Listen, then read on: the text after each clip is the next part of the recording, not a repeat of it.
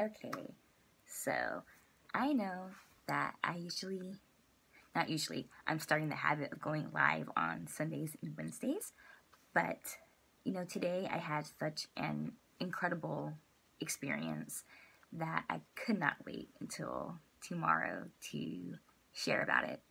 So, I haven't been posting as much as I usually do.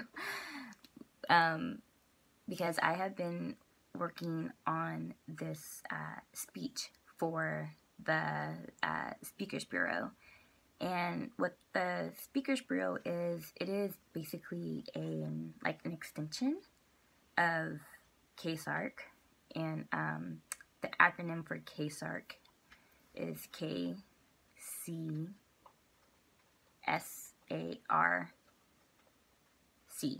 which stands for Kings County Sexual Assault Resource Center.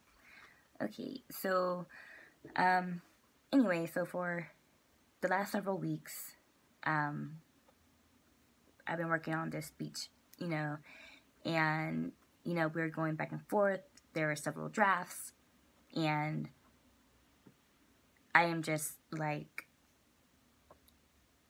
wow, like today was the day.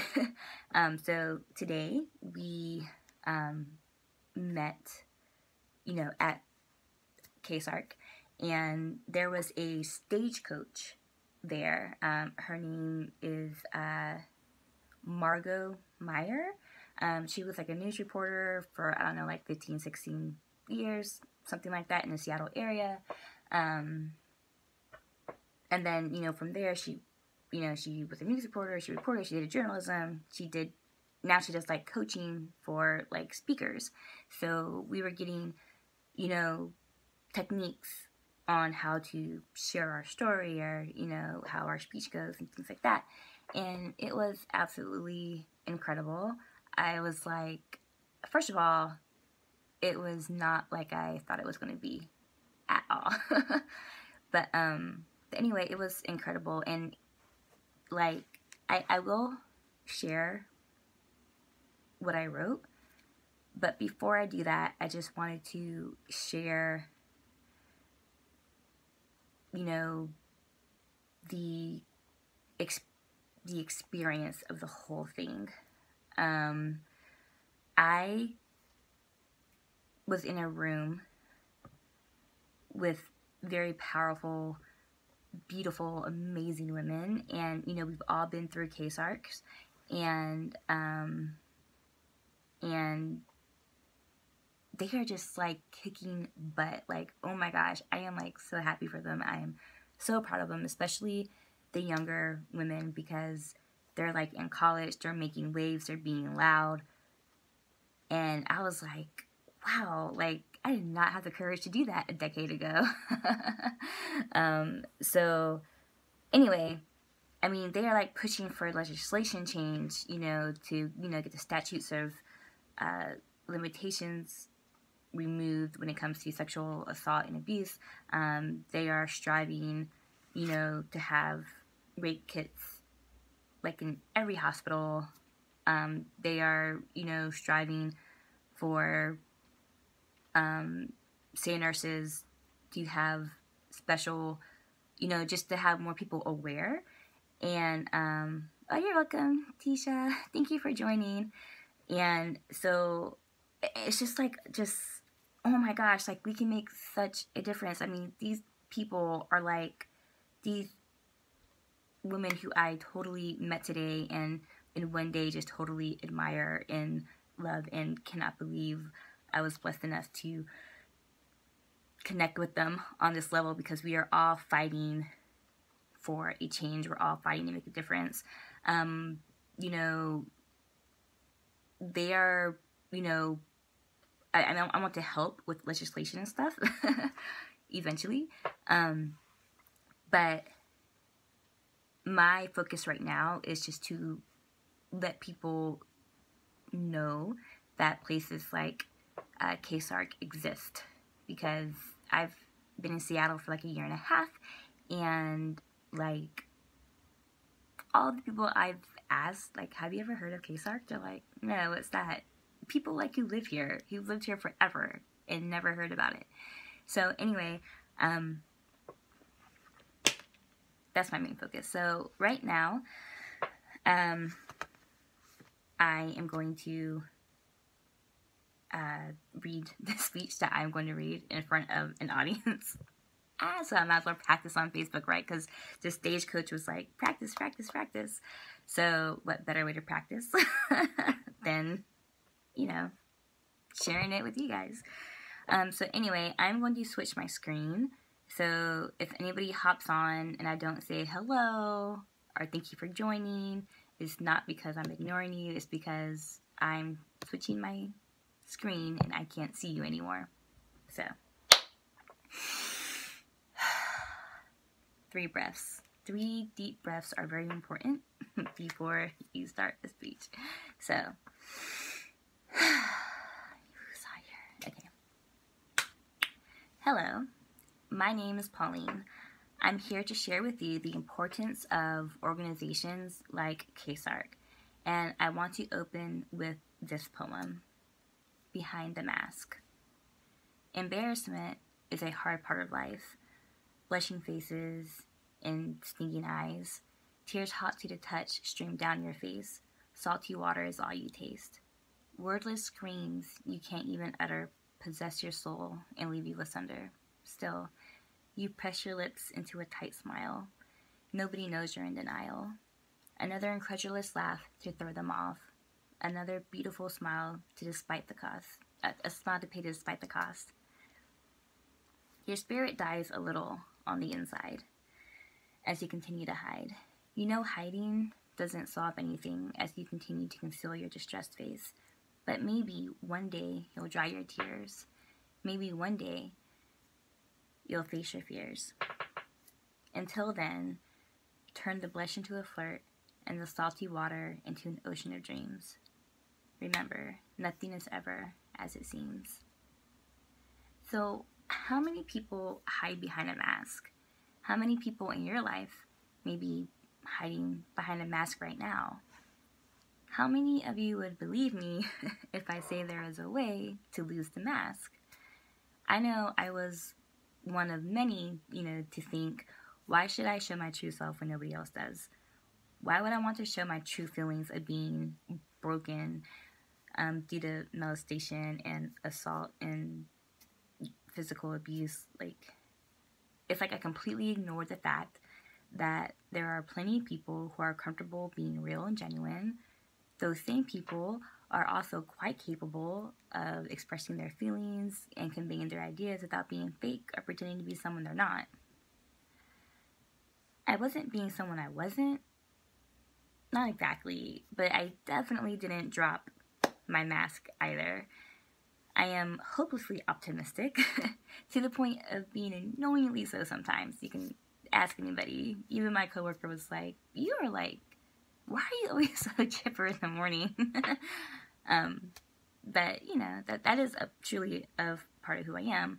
But, however, when people see a happy face, they don't ask questions. They believe the lie you put in front of them. I didn't want to lie on purpose, but the truth was too shameful to reveal and too painful to share. Or so I thought. You see, knowing something and believing something are two very different things. I knew that I wasn't the only one who experienced this kind of suffering.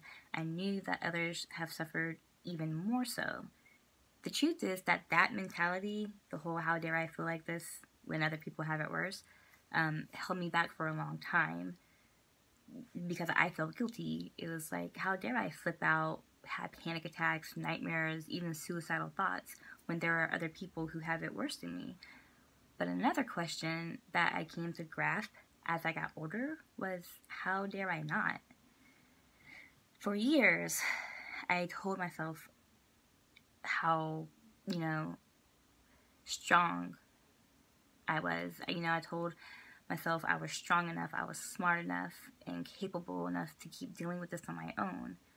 It was a brave-faced lie, but it was a lie nevertheless.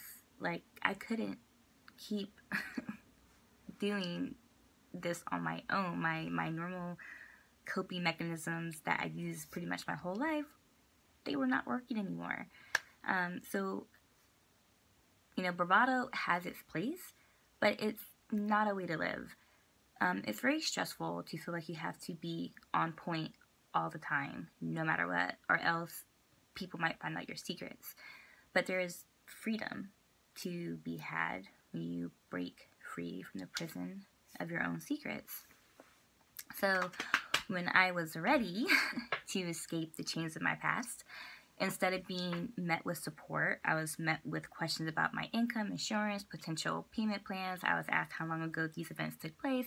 I kind of felt like I had to justify why I was seeking help in the first place. I was 28 years old. I had very little income. I had no insurance. I definitely didn't have $2,500 to pay a fancy doctor for 10 sessions to fix my life. Fast forward 2 years later, I was medically discharged from the Navy. And, you know, a woman from there referred me to the Zacharias Center, which is in Skokie. The Zacharias Center had a very long waiting list for their long-term therapy session help, I guess. So I opted for the short list. I was like, you know what? Just put me on the short list. I will just do the 6 sessions for, like, you know, coping skills, because I knew I needed something in my life to, like, get me grounded and, like, just, you know, I needed something, like, now. So I did that. Those coping skills did help me. And then before I moved to Seattle, they referred me to KSARC.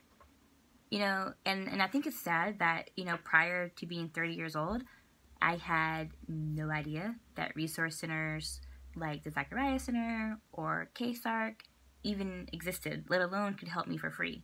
Granted, I wasn't ready for help until I was 28, but even if I was ready when I was younger, I wouldn't have known where to go or how to start the whole process anyway. Though I do wonder if I would have been ready to start my healing process in my early 20s versus my early 30s if I would have known that there was, you know, places like this that I could go to. So 3 weeks after my initial contact with KSARC, I found myself walking into Molly's office. The first thing I saw in this beautiful frame was this quote in big, bold letters, and that said, "It's okay not to be okay."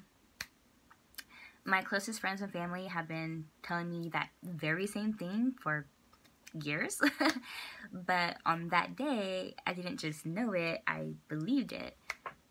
Talk about mind shift, and that was the very beginning of many more shifts that came about during my time here at KSARC. So I wanted to close with another poem entitled Light Revealed. A happy story, you say? A joyful outlet to direct her energies, but negative pulses overflow, maintaining her usual status quo. Still, she can embrace this new challenge, this new dawn breaking. Maybe she can recapture the life she's making. A new picture might be painted, a new song might be heard. A woman that was once silent might finally be able to speak words that reveal her soul, telling stories that unfold, all her tears and secrets, all her hopes and dreams. Maybe the scars aren't as noticeable after all. Maybe she'll find peace despite her flaws. She lifted her eyes to the sunlight, welcoming the warmth on her skin. The sun smiled at her and said, "Let the light in." She thought about it for a moment, thinking, how bad could it be? After the shadows lifted, I realized that woman was me. With my light revealed, I can now go forth and be that light for others. There is a way to live life without shadowy thoughts. There's a way to live without hiding behind a mask. I now know, believe, and breathe in the truth that freedom comes through inner healing. I am no longer a victim. I am no longer a survivor. I am an overcomer. my true inner healing began